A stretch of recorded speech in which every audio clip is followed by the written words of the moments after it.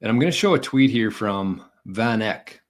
No, Bitcoin News talking about Van Eck, who did a bit of a breakdown of what kind of impact a strategic Bitcoin reserve bill would have when all these states start buying Bitcoin. There's been 17, I think. I think one of them failed so far, but the rest are just in the process of going through their, I don't even know what you'd call it, the process of, changing laws and introducing things in government.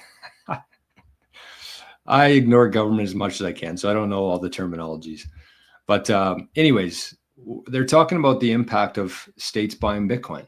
And on this channel, I've done a couple different breakdowns of who owns the Bitcoin today, what it could look like in 25 years from now, after countries, states, corporations, all these entities start buying Bitcoin.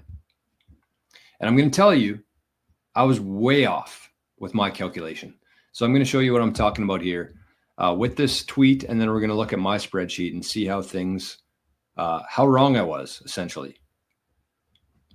So let's bring this up first. We'll start with the tweet, and then we'll talk about the impact of this. So this says, new Van Eck's Matthew Siegel breaks down the impact of state-level bills, strategic Bitcoin reserve bills. If passed, they could drive 23 billion into Bitcoin purchases. That equates to just under 250,000 Bitcoin, or more than 1% of the total supply. So this is based on the state. This is based on their funding source and the potential investment of 10%, which I do believe will be about the starting point for a lot of these states if they're going to take this seriously. 1 or 2% isn't going to do anything for these states. So I do think that it's going to be at least 10% allocation. And then you get the potential investment and estimated Bitcoin here for a total of 242,000 Bitcoin. So now if we look at the spreadsheet that I had and kind of how I've been basing my whole thesis on here, I was way out to lunch. And let's see why that was. So basically what I did is I looked at what we have today. So you can see who owns the Bitcoin today. This is before any strategic Bitcoin reserves. We got public companies own just under 3%, ETFs, BlackRock's, they own about 6%, DeFi, pretty much irrelevant, under 1%. Private companies, 2%, and governments so far have about 2.5% for a total of 14%. Individuals currently hold 70 or 69% of Bitcoin. That is a very big deal, a very big deal for a lot of reasons. But then we got the lost coins, about 7%. These are estimated, and this number will go up. Left to be mined for the next 140 years. No, 100 years, sorry. There's 5% of the total supply, and then that's it. 5% left, and it's going to be probably flowing to these big corporations because they own the majority of the mining companies. So we can just assume that this 6% is going to flow right into the bad guys here, bringing their total to 20%. But this is where it gets interesting, because this is what my prediction was for the post-strategic Bitcoin reserve, where I said that probably in the next 25 years after these states, countries, and other companies adopt Bitcoin, this is what it might look like. So the public companies, I added about 500K to. ETFs, I added about 700K to, just based on their current balance and the rate that they've been buying Bitcoin so far. So that's 500, 700, 200 for private companies. I didn't give anything to DeFi because they're kind of irrelevant here overall. And then 2 million for governments. This is what we need to be paying attention to here. 2 million for governments. So if we scroll over a bit here, this is kind of what I based it on. I don't know what happened to these, why they're over in left field here.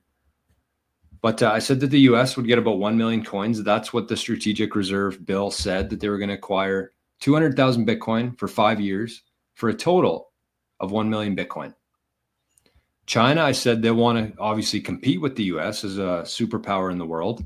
They'll probably get about 0.3 million or 300,000 Bitcoin. Same with Russia and same with UAE. I really believe that China, Russia, and UAE already has this amount. They just haven't announced it yet. But what we just saw there was states. The states pretty much right off the bat will have about 250,000 Bitcoin. Oh, it's 2.5 million, 0.25 million Bitcoin, which I did not foresee in this calculation. That's a pretty big chunk. That's just under what I assumed that China and Russia would eventually get to. So if the states adopt this right away, and that's kind of like their first step into Bitcoin is like a 10% allocation, these numbers are going to be way higher than this. But we have to keep in mind here to round this kind of theory out that these coins have to come from individuals. There's no other source now that these can come from. So if the US government, if Texas wants Bitcoin, if the UAE wants Bitcoin, if Apple, Tesla, Nvidia, Meta want Bitcoin, it's all going to have to come from the individuals because they're not going to come from the lost coins. And we've already factored in the to be mined coins going to these big entities. So they're going to have to come from the individual. So this is what it could look like. This is pretty much, I think, best case for individuals is that in 25 years from now, our ownership shrinks from 70% to 55%. Best case. And so I just want everybody to really understand how scarce this Bitcoin is, because we're just talking about like 4 countries here and 15 states. And that's going to completely change the dynamic of ownership within Bitcoin.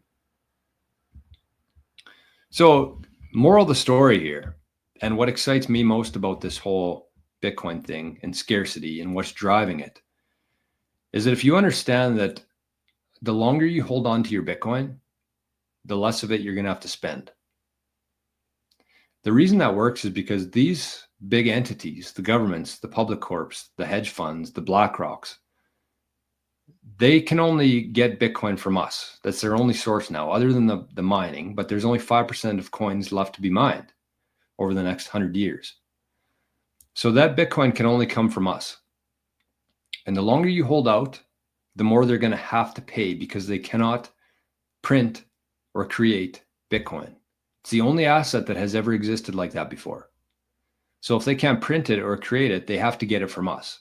So they're going to run the price up to try to tempt people to sell their Bitcoin.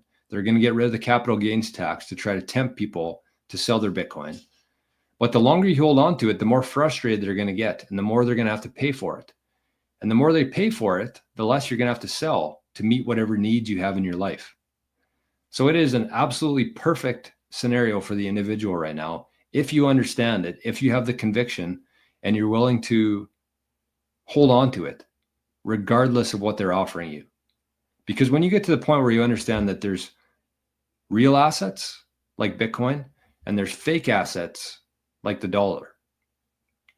Once you get to that point, again, if you ask any Bitcoiner right now, the average Bitcoiner, what their price of Bitcoin is, it is much, much, much higher than $100,000.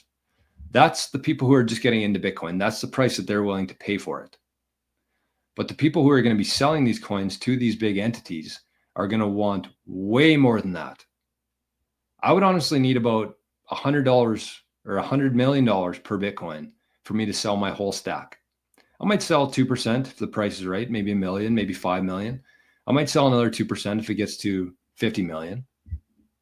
But after that, my needs are met.